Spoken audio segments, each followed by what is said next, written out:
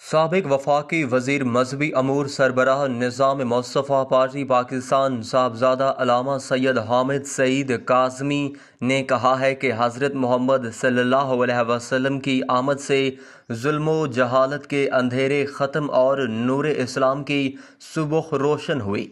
حضور نبی کریم صلی اللہ علیہ وسلم کا اسوہ حسنہ ہمارے لیے مشعل راہ اور نجات کا ذریعہ ہے۔ آپ صلی اللہ علیہ وآلہ وسلم پر کامل ایمان کے بغیر ہمارا دین دنیا نامکمل ہے۔ حج اسلام کے 5 بنیادی ارکان میں سے ایک ہے۔ اس سال حج ادا کرنے والے خوش نصیب حج اکبر کی سعادت حاصل کر رہے ہیں۔ ایسا موقع سال بعد آتا ہے۔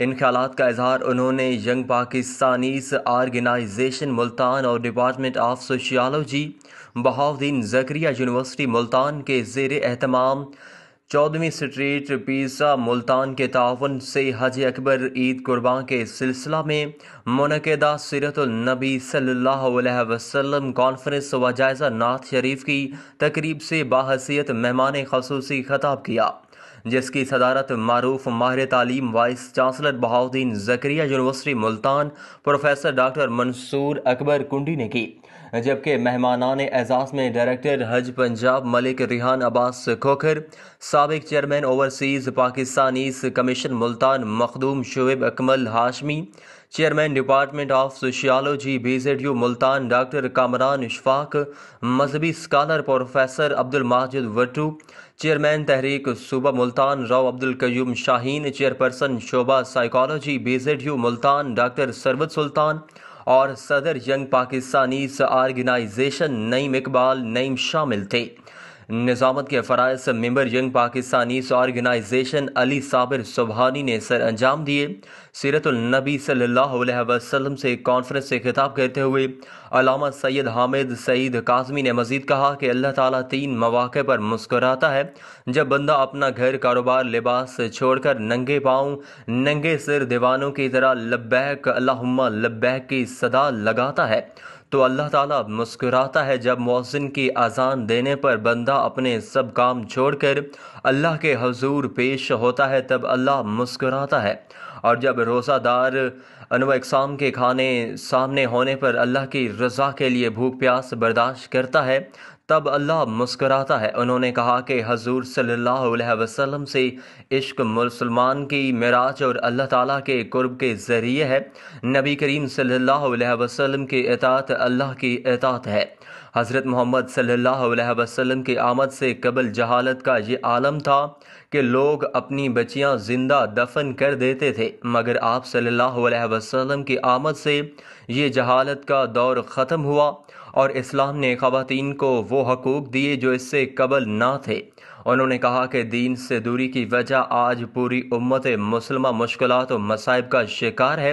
ضرورت اس امر کی ہے کہ نبی کریم صلی اللہ علیہ وسلم کی تعلیمات پر عمل کر کے ہم دنیا و آخرت میں کامیابی حاصل کریں۔ سیرت النبی صلی اللہ علیہ وسلم کانفرنس سے خطاب کرتے ہوئے پروفیسر ڈاکٹر منصور اکبر نے کہا کہ اللہ تعالیٰ نے حضرت محمد صلی اللہ علیہ وسلم کو دونوں جہانوں کے لیے رحمت بنا کر بھیجا۔ آپ صلی اللہ علیہ وآلہ وسلم تمام عالمین کے لیے رحمت ہیں۔ نئی نسل کو سیرت النبی صلی اللہ علیہ وسلم کا مطالعہ کرنا چاہیے، کیونکہ آپ صلی اللہ علیہ وسلم کا اسوہ حسنہ ہمارے لیے زندگی گزارنے کا بہترین عملی نمونہ ہے۔ علم مسلمان کا ہتھیار ہے، حق کوئی تقوی اور راست بازی کو اختیار کریں۔ ملک ریحان عباس کھوکھر نے کہا کہ ہمیں قربان کا فلسفہ سمجھنے کی ضرورت ہے۔ اپنی انا اور قیمتی ترین چیز کو اللہ تعالیٰ کی بارگاہ میں قربان کرنا ہی قربانی اصل فلسفہ ہے۔ ہمیں حضرت ابراہیم علیہ السلام کی قربانی یاد ہے، مگر اس کے پیچھے اصل مقصد کو ہم نے بھلا دیا ہے۔ خوش نصیب ہیں وہ لوگ جنہیں حج اکبر کا شرف حاصل ہوتا ہے۔ حج اور عید قربان کے بابرکت مہینے میں نئی نسل کے لیے ایسی بابرکت بامقصد محافل کا انعقاد وقت کی ضرورت ہے۔ اس موقع پر مخدوم شعیب اکمل ہاشمی، ڈاکٹر کامران اشفاق، پروفیسر عبدالماجد وٹو، راؤ عبدالقیوم شاہین اور نعیم اقبال نعیم نے کہا کہ قرآن پاک مکمل ضابطہ حیات ہے، اس پر عمل پیرا ہو کر اپنی دنیا و آخرت سنوار سکتے ہیں۔ عید قرباں ہمیں اثار و قربانی کا درس دیتی ہے۔ قربانی کے 3 حصے میں ہم عزیز و اقارب، غربا، مسکین کو شامل کرتے ہیں، جس سے انسانی ہمدردی کا جذبہ پروان چڑھتا ہے۔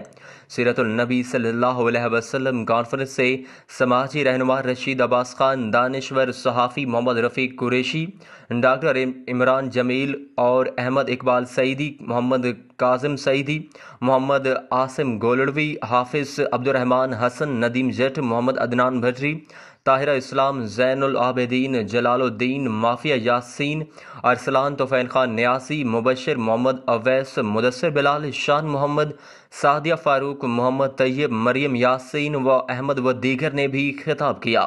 تقریب کے آخر میں علامہ سید حامد سعید قاسمی نے امت مسلمہ کی خیر و عافیت اور پاکستان کی سلامتی اور استحکام کے لیے خصوصی دعا کی۔